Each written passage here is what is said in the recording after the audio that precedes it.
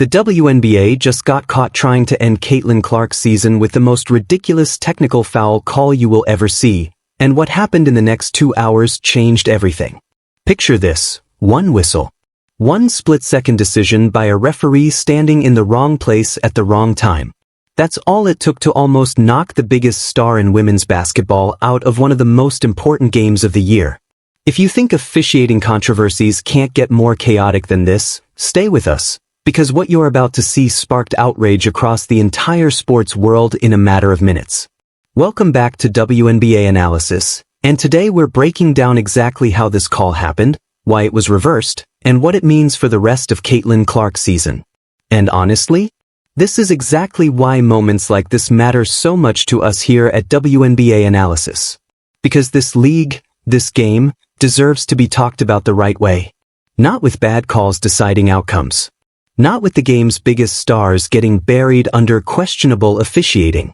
This sport, these athletes, this community, you all deserve better, and so does the game we love.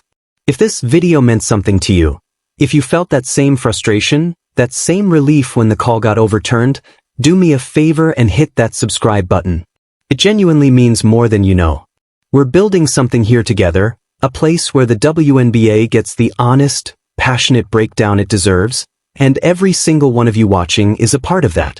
So subscribe, turn on notifications, and let's keep growing this family, because the story of this league and the story of players like Caitlin Clark is only just getting started. Thank you for watching, and we'll see you in the next one. And a technical foul was assessed to Caitlin Clark. I cannot believe this. Caitlin Clark is getting. The WNBA is suspending Caitlin Clark for nothing. She didn't even say anything.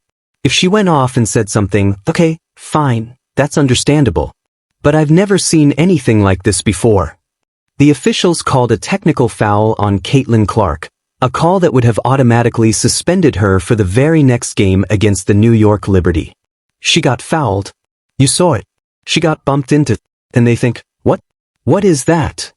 The digital sports landscape erupted into total chaos the exact moment news broke that the WNBA league office had intervened and officially rescinded Caitlin Clark's controversial 8th technical foul, narrowly averting what would have been a catastrophic one-game suspension.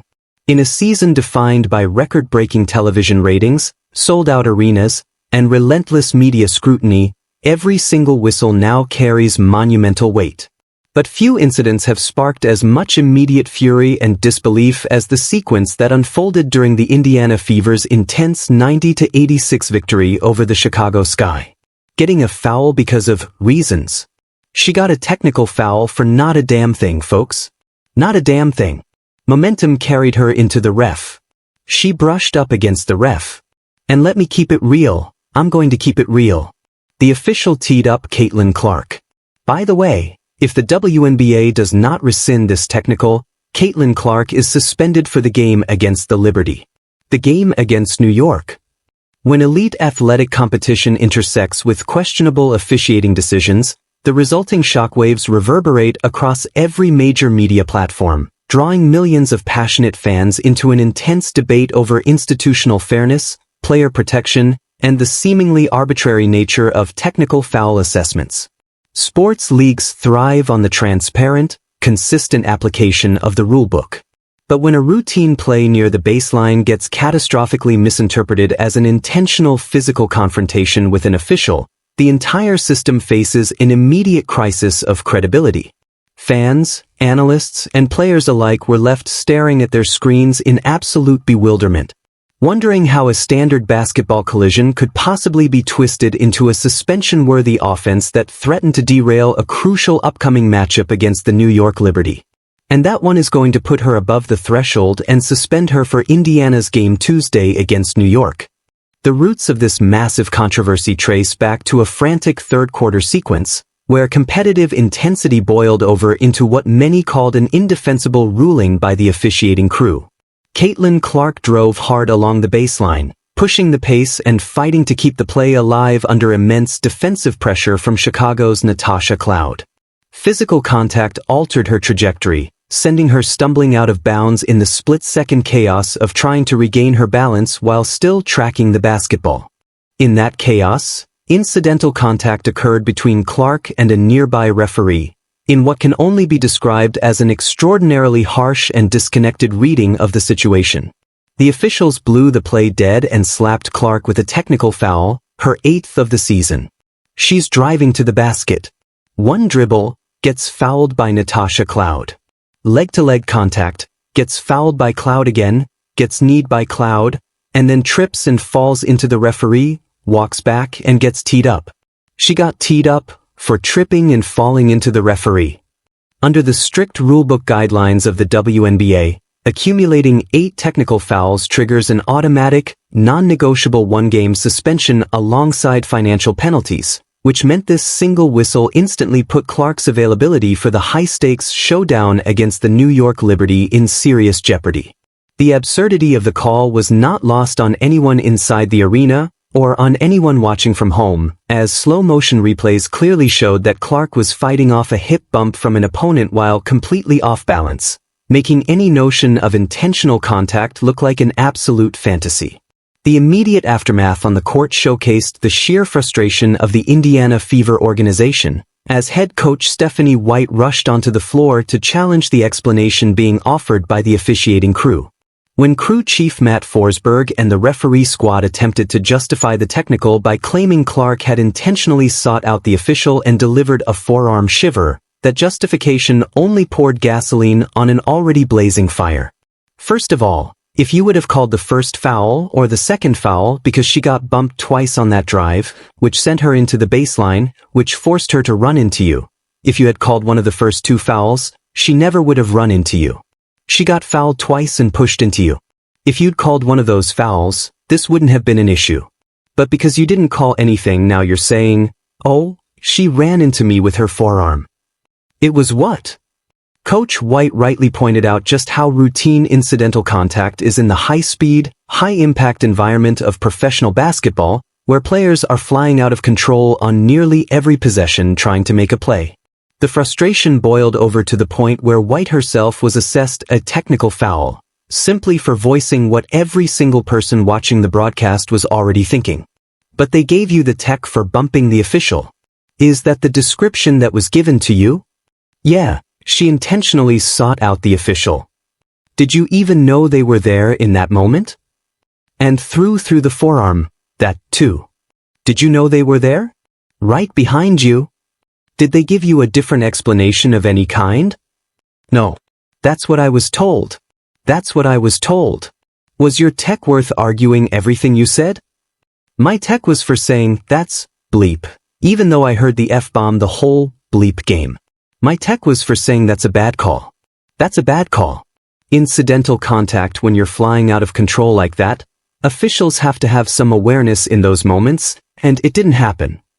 I presume you plan to appeal that. Yes. Post-game interviews captured a remarkably calm and confident Caitlin Clark, who noted she had already reviewed the tape and trusted that common sense would prevail once the league office had a chance to review the footage away from the heat of a live game. Clark's composure, and her quiet reassurance that the situation was already being handled behind the scenes, hinted that a swift correction was already in motion long before the official reversal was publicly announced. She said she was guarding me, said she was locking me up, so I said, scoreboard, and the ref didn't like that. This was in the 3rd quarter. How do you balance that when you know one more technical means a suspension? I mean, I'm never going to back down. I think it was the same thing with the way Kelsey was in the first half too. You know, she took one to the eye. She's never going to back down from a moment either. I think you just have to continue to control your emotions the best you can, because that intensity and that fire is what makes me me. But also knowing my team needs me, and finding a good balance of that. I don't want to be playing with that in the back of my head. I think that could hinder my play a little bit. So I'm just going to continue to be myself, refocus, and think about how I can help my teammates. The rapid reversal by the WNBA league office, announcing the rescission of the technical foul less than 2 hours after the final buzzer, brought an immense wave of relief to fans and delivered a major win for common sense across the league. Had the original call been allowed to stand, it would have set a dangerous precedent, rewarding poor officiating and penalizing a superstar player for a routine, unavoidable basketball collision. The reversal ensured the integrity of the league's competitive landscape stayed intact, keeping one of its biggest draws on the floor for a pivotal clash against a direct rival in the standings. But even though the immediate crisis was averted, this incident opened up a much larger, much-needed conversation about the overall state of officiating standards across the WNBA. Throughout a grueling regular season, players absorb enormous physical punishment, hard falls, brutal screens, constant contact in the paint, night after night. When officials start inserting themselves into games by handing out game-altering technical fouls for routine incidental contact, it disrupts the flow of competition and frustrates the very fans who invest their time and money into the sport. The financial and operational stakes tied to technical fouls in the WNBA add yet another layer of pressure for athletes navigating an already grueling schedule. The tiered penalty structure means reaching a milestone like the 8th technical foul carries not just a mandatory $1,500 fine, but a dreaded one-game suspension, with each subsequent technical triggering even harsher penalties. Because the threshold is so unforgiving, every single technical foul becomes a high-stakes situation for teams trying to protect their playoff positioning and roster stability. When an incorrect call pushes a star player to the brink of suspension, the burden falls entirely on the franchise to scramble for an emergency appeal before the next game's countdown clock runs out. The speed with which this particular appeal was processed says everything about just how glaringly incorrect the original call was, validating the outrage expressed by players, coaches, and analysts across the sports world. It also serves as a stark reminder that accountability has to flow in both directions in professional sports. While players are rightfully held to high standards of conduct and sportsmanship, officiating crews must be held to equally high standards of accuracy, objectivity, and situational awareness. As the Indiana Fever shift their focus toward the upcoming battle against New York, this controversy stands as both a warning and a rallying point. Clark is currently walking a tightrope, sitting dangerously close to the technical foul limit with plenty of basketball left to play in the regular season, meaning every future game will demand an extraordinary level of composure to avoid falling into a similar officiating trap. Opposing teams are well aware of this vulnerability, and they will undoubtedly keep testing the boundaries of physical play, trying to draw emotional reactions or bait officials into blowing the whistle again. However, the resilience shown by the Fever throughout this entire ordeal proves that this team is more than capable of rising above the outside noise, channeling their competitive energy into dominant on-court performances, like their 46th point, the paint masterclass against Chicago. The unwavering support of the fanbase, combined with the rapid correction from league headquarters, means the conversation can finally shift back to where it belongs. Elite athletic execution, breathtaking assists, deep three-point shooting, and high-level basketball battles on the hardwood. And honestly, this is exactly why moments like this matter so much to us here at WNBA Analysis. Because this league, this game, deserves to be talked about the right way. Not with bad calls deciding outcomes. Not with the game's biggest stars getting buried under questionable officiating. This sport, these athletes, this community, you all deserve better, and so does the game we love. If this video meant something to you, if you felt that same frustration, that same relief when the call got overturned, do me a favor and hit that subscribe button. It genuinely means more than you know. We're building something here together, a place where the WNBA gets the honest, passionate breakdown it deserves, and every single one of you watching is a part of that. So subscribe, turn on notifications, and let's keep growing this family, because the story of this league and the story of players like Caitlin Clark is only just getting started. Thank you for watching, and we'll see you in the next one.